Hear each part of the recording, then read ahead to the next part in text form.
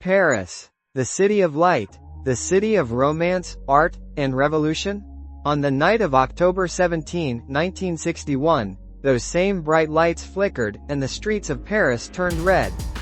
France was fighting a brutal war, not on its own soil, but in Algeria. For years, Algerians had been fighting for independence from French colonial rule. Back home in Paris, thousands of Algerians, workers, families, were simply trying to live their lives.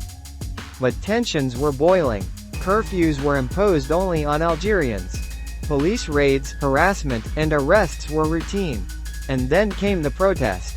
On that October evening, over 20,000 Algerians flooded into the heart of Paris, marching peacefully to say, enough. They held no guns, just voices. But those voices were met with silence. And then, with gunfire. The Paris police, under the command of Maurice Papon, stepped in.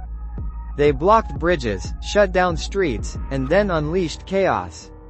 Witnesses say defenseless people were beaten, shot, and thrown into the river Seine. The police vans were filled beyond capacity, thousands arrested, many never seen again. And yet, the city moved on like nothing horrific happened. Newspapers were silent. Television said nothing. The French government denied everything.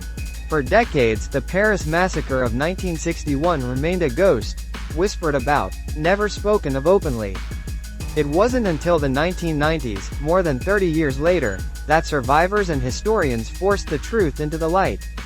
Even then, the exact number of victims remains uncertain, more or less from 40 to over 300. Today, a small plaque stands on the Pont Saint-Michel bridge in Paris for the tragedy that struck the place. A tragedy once buried under the weight of denial.